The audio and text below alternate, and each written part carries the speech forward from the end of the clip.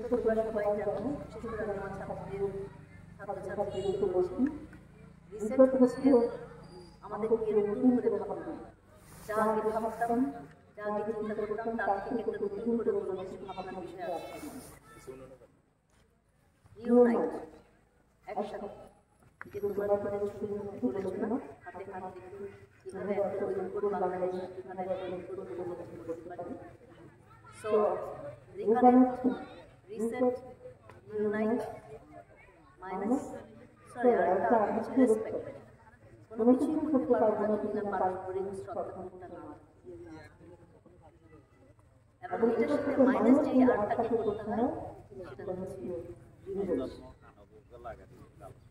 এই পাঁচটা জিনিসকে মাথায় রেখে আমাদের জাতীয় জীবনের সব জায়গা থেকে আমাদের বর্তমান প্রধান উপদেষ্টা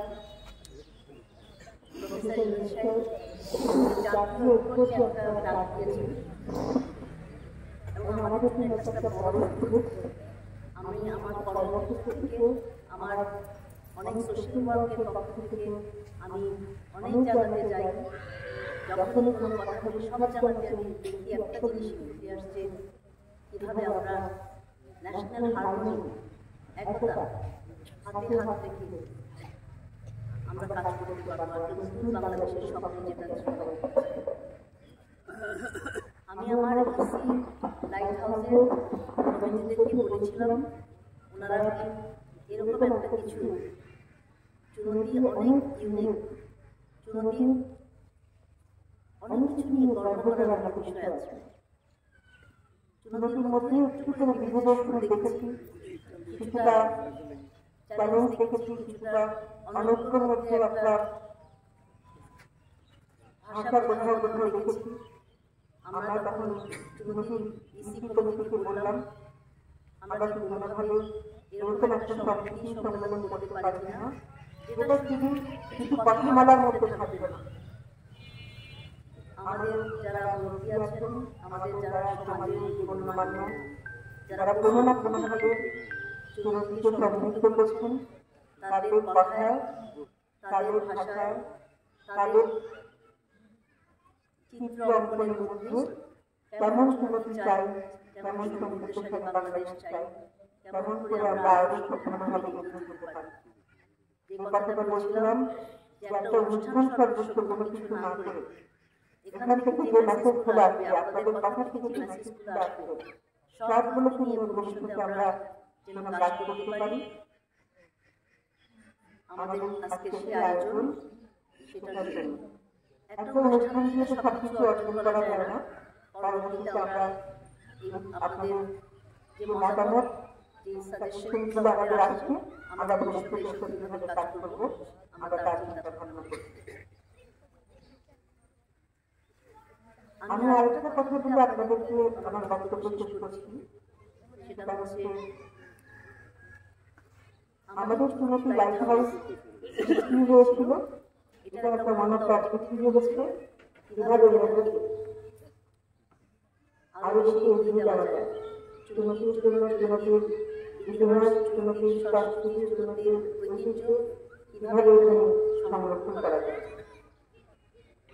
আমরা মনে করলাম চুনতি লাইট হাউসিং হচ্ছে একটা ভালো প্ল্যাটফর্ম, যে প্ল্যাটফর্ম থেকে আমরা এই কাজটা করতে পারি। আমি আরেকটা কথা বলে শেষ করি আমাদের নতুন প্রজন্মদের জন্য। এই কথাটা আমরা সবসময় বলি, সব ন্যাশনাল ফোরামে বলি, আমাদের নতুন প্রজন্ম যারা স্বাধীনতার যুদ্ধের পরে, যাদের জন্ম, যারা স্বাধীনতা বা বিজয় আমরা যারা দেখেন, দুর্ভাগ্যজনক আমাদের জাতি, আমরা আমাদের নতুন প্রজন্মকে একটা যেভাবে সুন্দর বাংলাদেশের আশা করে স্বাধীনতা যুদ্ধ হয়েছিল, আমরা সেটা দেখাতে পারি না। আমাদের ছেলে মেয়েদেরকে, আমাদের ছাত্রছাত্রীদেরকে আমরা শুধু মারো কাটো স্লোগান দাও, আমাদের অসম্মান আপনার টিচারদের থেকে শুরু করে আমরা তো অন্যরকম তাদেরকে এই জাতি গত 2 দশক আরো যেভাবে আমরা ভুল করেছি। একটা উন্নয়ন বাংলাদেশের যেরকম স্বাধীনভাবে আমাদের চলার কথা ছিল, যেভাবে চিন্তা করার কথা ছিল, স্বপ্ন দেখার কথা ছিল, আমরা বিশ্বের অনেক দেশের থেকে এডুকেশন সেক্টরে আমরা পিছিয়ে আছি। তোমাদের কথা আজকে এখানে আসছে, একজন লিখেছে যে কিভাবে সুনতিত মানুষ এডুকেশনের জন্য আসবে, রাদার দেন সুনতি থেকে বাইরে যাবে, সুনতি এডুকেশন ব্যবস্থাকে এরকম করা যাবে। যে কথাটা বলছিলাম, তোমাদেরকে জাতি আমরা সবাই কম বেশি সেই ভবিষ্যতের দিকে তোমাদেরকে আমরা নিয়ে যেতে পারি না। একটা সুযোগ এসেছে, চলো আমরা সবাই নতুন করে চিন্তা করি, সবার সবার অবস্থান থেকে সেই নতুন কোন জিনিসটা আমরা করবো, কোন জিনিসটা চিন্তা করবো যেখানে কোনো বিভেদ থাকবে না, যেখানে আমরা সবাইকে সম্মান জানানো হবে, সব জায়গাতে আমাদের চ্যালেঞ্জ থাকবে, আমাদের দ্বিমত থাকবে, আমাদের অনৈক্য যেটা আমরা বলি অনেক কিছুতে থাকবে, খুবই স্বাভাবিক, কিন্তু ওইটা নিয়ে যদি থেকে যায় আমরা আগাতে পারবো না। আমাদের এই সুযোগটা যেন আমরা সবাই কাজে লাগাই। আজকে আমাদের মুরব্বীরা সবাই আসছেন, ওনারা তোমাদেরকে বলবেন। আমি সবার কাছে একটা বিনীত অনুরোধ করে যাব যে আমাদের এই অনুষ্ঠানটা শেষ করার পরে আমরা আবার সবার সাথে কাজ করবো। এই গ্রামে থাকতে হলে সবার সাথে সবাই একসাথে আমাদেরকে কাজ করতে হবে। আমরা সেই অতটুকু তোমাদের চেষ্টা সব জায়গাতে আমরা শান্তি, সম্প্রীতি, সব চ্যালেঞ্জকে মোকাবিলা করে একটা সুন্দর সুনতি, সমৃদ্ধশালী সুনতি, একটা গর্ব করার জন্য যেসব আমাদের পূর্বপুরুষেরা বিশ্বের মধ্যে দিয়ে গেছেন, আমরা এটাকে আরো অনেক এগিয়ে নিতে পারি।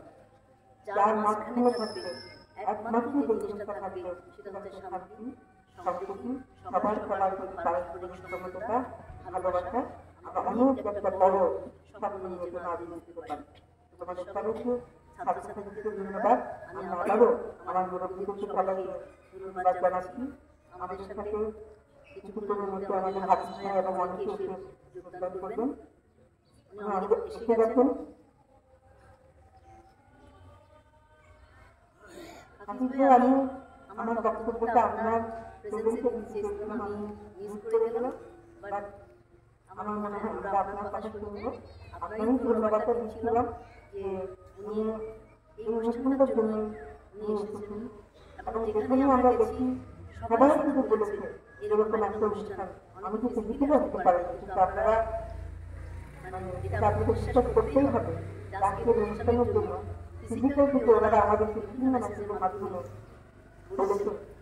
এটা একটা খুব সুন্দর উদ্যোগ, এবং এটাই এগিয়ে যাওয়ার জন্য সবার যা করতে হয় সেটা করতে হবে। সবাই ধন্যবাদ জানিয়ে আমার বক্তব্য শেষ করছি। ভালো।